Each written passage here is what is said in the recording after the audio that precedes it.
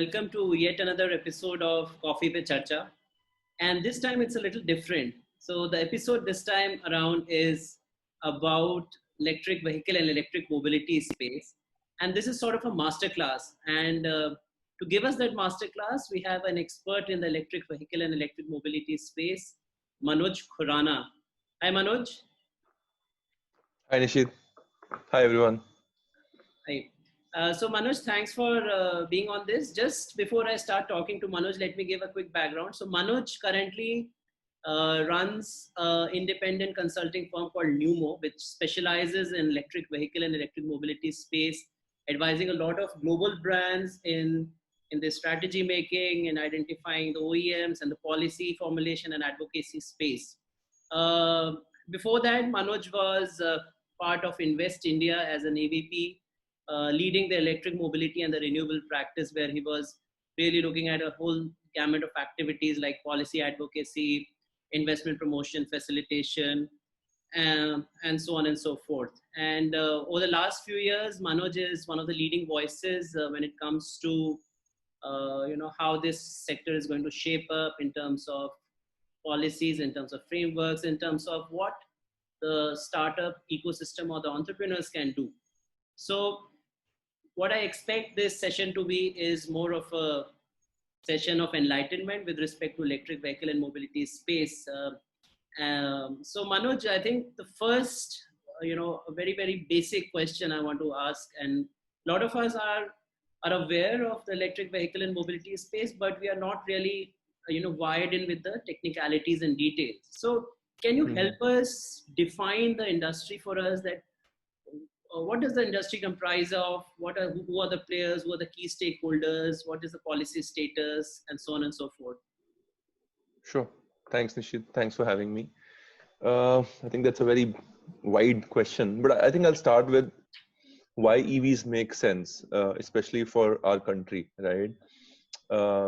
We import a lot of oil, and there are certain years in which our entire CAD, current account deficit, is actually because of oil imports, right? Plus, I mean, we have among the most polluted cities in the world. I think top 15 out of 20 are India, as per World Health Organization. And obviously, the third challenge which the entire world is trying to solve for is climate change and CO2 emissions, right? So all three are very, they can be solved with one stone, which is electric vehicles. So it makes a lot of sense. Also, the vehicles are much more energy efficient. Like, I mean, all of us drive cars or some form of vehicle, right? We see exhaust coming out, we see engine heating up. All that is energy wasted out of fuel, right? In an electric vehicle, all components have much higher efficiency. So we use a term called well-to-wheel efficiency, which is close to 30% in ICE vehicles or internal combustion engine vehicles, only 30%, versus up to 70-75% and improving for electric vehicles. So they're better in every sense of the word. So now the entire world is looking at accelerating the transition to sustainable mobility, and India also has I would say done a lot, at least in last 3 years since I have been part of this ecosystem. I mean, honestly, the process started long back. If you remember, even in late 2000s, there was a wave of electric scooters in India. Yep. But they were on a archaic technology based on lead acid, and we can delve into the technology a little later. But now we are in a more we're in a second wave, which is more focused on more superior technologies, which don't expect consumers to compromise a lot in terms of buying electric vehicles. And in last 3 years, government has done a lot in terms of policy. So when typically globally, it's a combination of some incentives which consumers get when they purchase electric vehicles, because they are expensive today. Yep. Due to two reasons. One is the technology is expensive and the scale is not there yet. Yep. And then there are regulations typically. So it's like a carrot and stick approach. In India, we don't have regulations as yet. But if you look at some of the other markets like China and Europe, regulations are becoming a key part of driving adoption. Because as a incumbent OEM which has invested a lot in a diesel platform or a petrol platform, for them it is a little tough to start producing a new tech and let their sunk cost, be completely ignored, right? I mean, they make money on the investments they've made, right? So Yeah. that's a challenge for them. So in terms of where we are in terms of global context, so there are countries like Norway, which are and the measure for me really is percentage adoption, like how many percent, what is the percentage of EVs sold, say, in a month out of total vehicle sales. So Norway is hitting 65-70% already, like That's huge. right, it's on the right end of the spectrum, largely because rich country, a lot of money to sort of subsidize, and they don't care where those vehicles are produced. So there are no trade issues, there are no border controls, there are no tariffs, like very little. Like an electric vehicle is cheaper than an IC vehicle in Norway, right? That's what they are done. And on the other left hand would be, say, some countries in emerging world where still, which are low per capita income. There's no I mean, the penetration is low, and they're still figuring other important things. Yeah. So India is sort of more in the middle, sort of left end, wherein the progress has been very good in last few years, but overall penetration is fairly low. And it depends on the segment you look at. So in India, there's a new segment, and you might have seen these vehicles called e-rickshaw, Yeah. which fly near metros mostly. So this is a segment which has seen.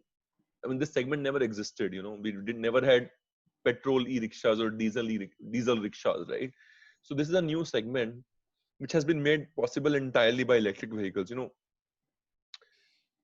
Electric vehicles are very modular. In IC vehicles, you have a 1.5 liter engine or a 2 liter or a 1 liter. It's very discrete. But in electric vehicle, you can make a battery of whatever size you like, and a motor of many different sizes. So that has made possible this segment. So this is the most adopted segment. And I'll come to the reason why. And then we have traction in two-wheelers, buses as well, because that is being sort of pushed by government, and then cars. So the fundamental, because of all the things I mentioned about energy efficiency, about electric vehicles, they are much cheaper to, plus the cost of electricity is lower than oil.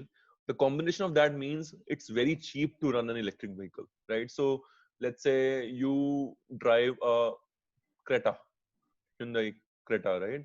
That's if you drive a petrol version, maybe fully loaded cost maybe 6-7 rupees per kilometer, Yeah. right? But in an electric version of Creta, if it existed, it would be like two rupees maybe per kilometer, right? 2 to 3 max. If you load all the charging costs, so it's much cheaper to run. Plus, the maintenance costs are lower. There's no engine oil replacement. There's no filter replacement. There is like, for like a company like Tesla, there's no scheduled maintenance as well. Like if you buy a normal car in India, there's like every 10,000 kilometers you have to go get a Yeah. maintenance. In electric vehicles, they don't tell you. They're like, if you have some problem, then come to us, because it's electronics, right? And in electronics, when we use our mobile phones, we use our laptops, there's no maintenance. Either they work or they don't, you Yeah. know. So all these combination of factors means that the term called, a very commonly used term called TCO, total cost of operations, is lower for electric vehicles. But because the upfront cost is high due to high capital expense, because the upfront cost is high, so you need to run, or what we call sweat the asset more, to do improve TCO. So Correct. initial use case in India is segments where you run the vehicles a lot, so which is taxis, which is these e-rickshaws, which is last mile delivery in two-wheelers or smaller vehicles. So these are the segments where India is focusing on a lot on right now, purely for economic reasons, because it just, I mean, you recover your money much faster, versus a personal segment wherein if the upfront cost is like so high that you will probably never recover your money. But there are some buyers in personal segment as well who like, who are early adopters and who want to go green. So this is, I would say, broadly the layout we have Okay. in terms of industry. And in terms of players, it's actually a lot of new players are entering this space, especially in segments which are easier to manufacture, which is like two-wheeler, three-wheeler.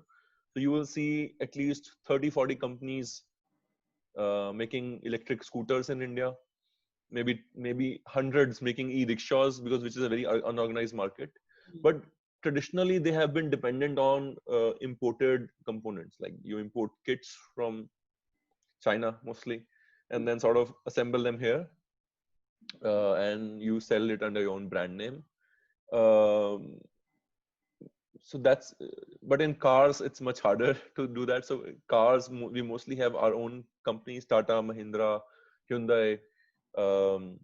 Then MG sells an electric car, which is a fairly nice car. Um, so, and in buses also, it's a combination of Indian and Chinese companies, or Indian companies with Chinese partnerships. I mean, China keeps featuring in the conversation, of electric vehicles globally, because they have been at it since early 2000s. So they've invested a lot in infrastructure development, in manufacturing. So the key components, which is a cell, cell very similar to the cells we have in our clocks at home. It's very similar to that cell, but obviously much more higher capacity. So they have a lot of investments, a lot of plants producing those cells. And there are Koreans and Japanese as well, but China, because it offers a lot of domestic scale, is able to bring down the price. So in any conversation around EVs, China keeps featuring. So I think, just to round it up, the challenge we see in India right now is really supply side, because now we also have this focus on going more Atmanirbhar or indigenous, right? Yeah. So all of that means that we have to develop local capacities, which, and anyway, supply side takes time. So I think a combination of these means that, okay, this is a sector which is unilaterally growing, but at the same time, the pace really depends on how fast we can, invest in capacities in India. Interesting. So what I could gather from one interesting point that you mentioned is that, and I like this whole thing of TCO kind of a framework, Yeah.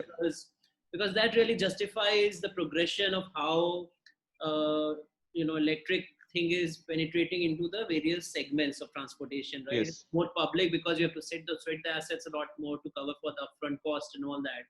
So that's really interesting. But I believe the Atmanirbhar thing, if it is played out well, which is obviously a thing of probability, I think it's also going to help bring those upfront costs down, right? If we have local manufacturers and local people creating technologies, ideally the cost should come down, and then obviously we can possibly move into the more personalized space of electric vehicles like cars and other things as well, right? So how is the one of the interesting things, and being an entrepreneur, and obviously you being an entrepreneur as well, how is the Indian entrepreneurial ecosystem responding to this opportunity? Because there is a lot of conversation happening, and I'm sure you have been part of so many. Yeah, and it is also now, in fact, not now. I mean, it's been some time. This sector has caught the attention of the venture capitalists as well. So, what's the activity that you are seeing happening, and are we on the right direction in that? Sure. No, I think there are a lot of companies coming across the value chain. Mm-hmm. If I could broadly divide it into three categories, Mm-hmm. it's the services. So people building mobility services focused on electric vehicles, driven by this TCO as a driver. Then you have OEMs, or people making vehicles. And then the third category is the supply side, the components or the software which goes into the vehicles. All of these categories are very active. We have, as I said, there are like 30-40 companies making scooters in India. Ether Energy, based in Bangalore, is the most prominent one in terms of. So they've raised $100 million in capital, largely from Hero as a strategic investor. Then on services side, you have Bounce in Bangalore, which it started as a two-wheeler self-driving sort of a platform, and now they want to transition all the products to electric vehicles. And then you also have companies in NCR. You might have seen this cab called Blue Smart, blue white cab. So it's an all electric cab only. This is the services side. Then OEMs, as I said, Ether, and there are a bunch of other companies as well.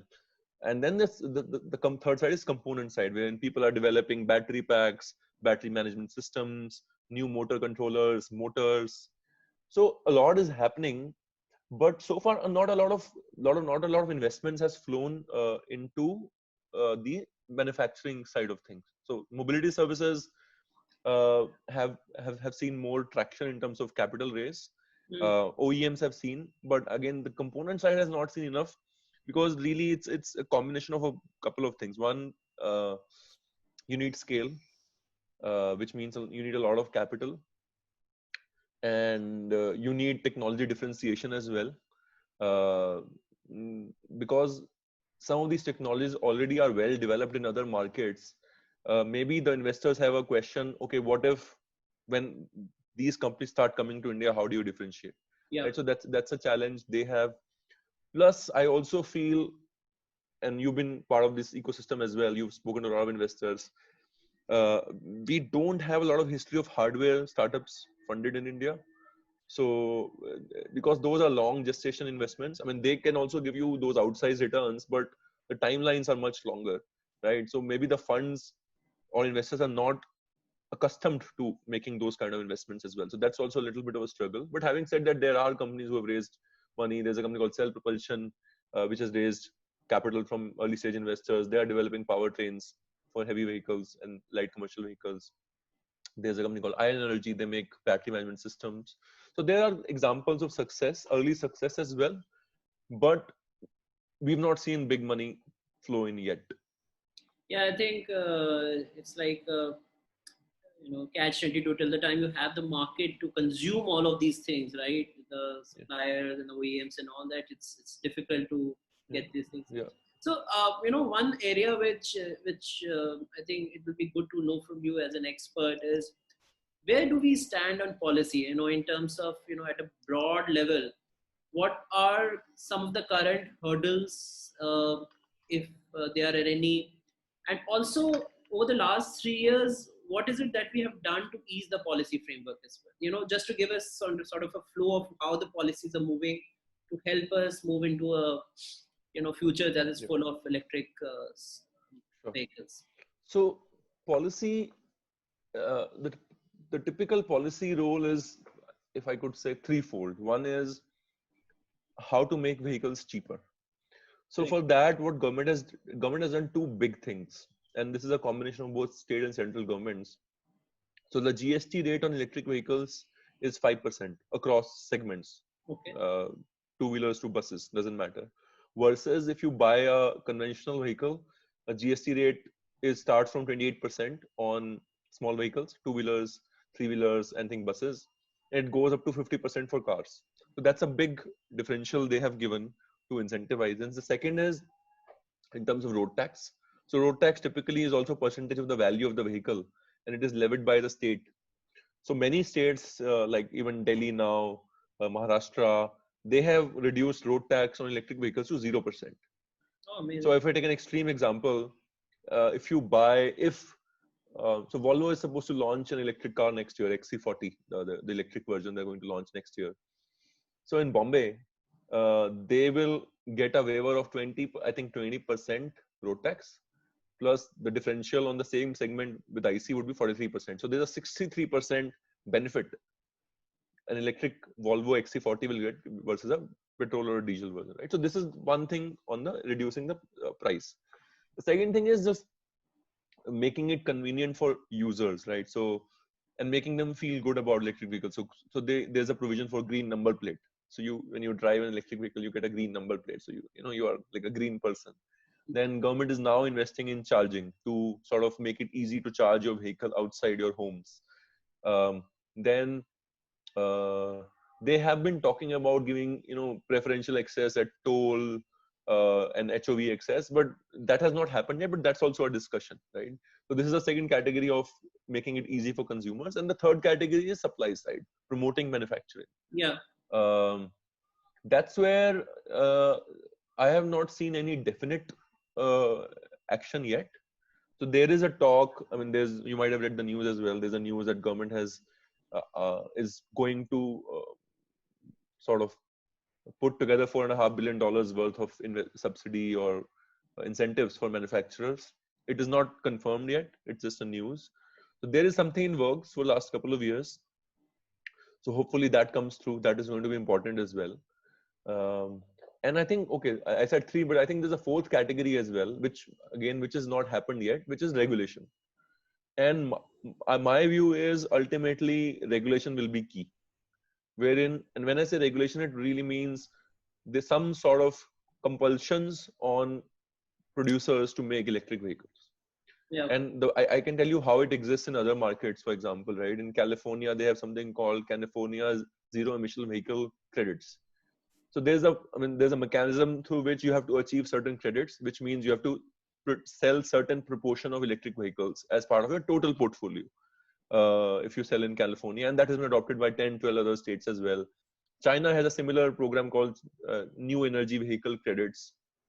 Again, you need to have certain credits. In Europe, they have taken a slightly different approach. They have so they have strict emission regulation norms. So at a portfolio level, for example, Volkswagen, or for everybody, but I'm just taking an example, that per kilometer, 50 grams CO2 emission, for example, that's a limit. And if you breach that, there are heavy fines. What it really means is you cannot meet those without selling electric vehicles. And there's no way you can meet this by selling diesel or petrol only, right? So you have to start selling. So this is, I think, is going to be very, very important in India as well. Maybe we are not mature enough to put it in place right now, but I think at some point in future, if things don't progress on their own, I think government will have to consider it. Yeah, makes sense. And I think the key, see, it's easy to put up policy frameworks which can encourage you and me to buy electric vehicles, right? Which we believe have already been put in with all these GSTs and road taxes and all that. But I think the key is in like firing up the nucleus, which is the suppliers, and kind of putting that fire into those manufacturers with some of these regulations. I mean, we would love to buy, but there should be something on the shelf to buy as well, right? And unless that happens, so that push has to come. And I think, I mean,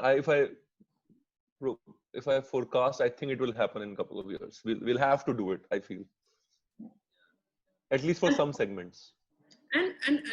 And how I mean, one of the key things in any technology at this scale, and we are, it's possibly one of the fastest adoption of any new technology, because we are urgently trying to meet our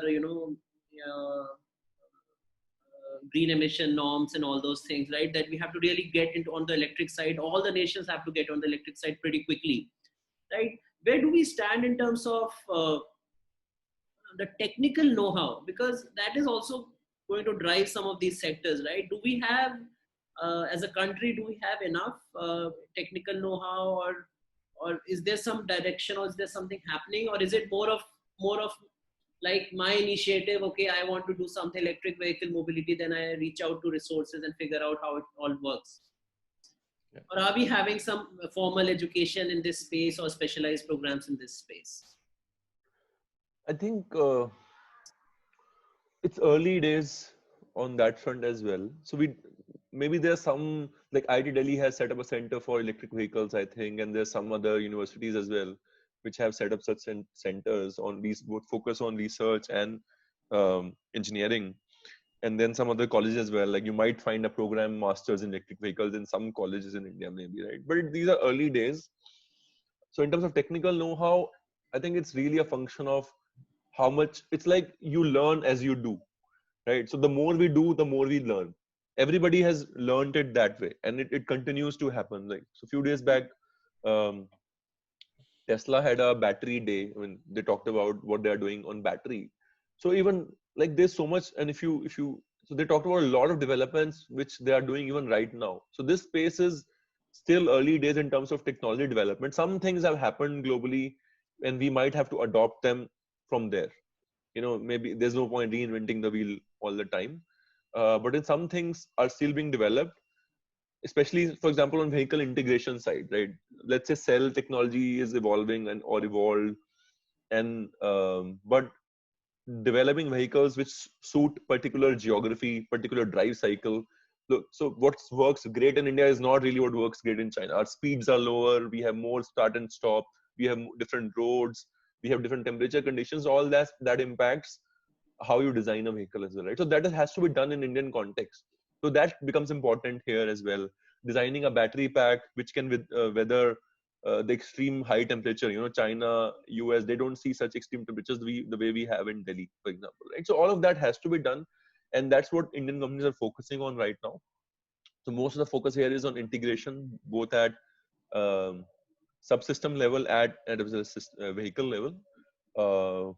Yeah, but so far, I think a lot of promising early stage companies, but there's no big name as yet. Like the way you hear some names like BYD or CATL in China, we are yet to produce our big name.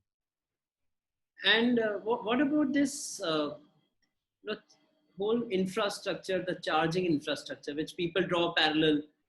भाई electric के petrol pump नहीं है.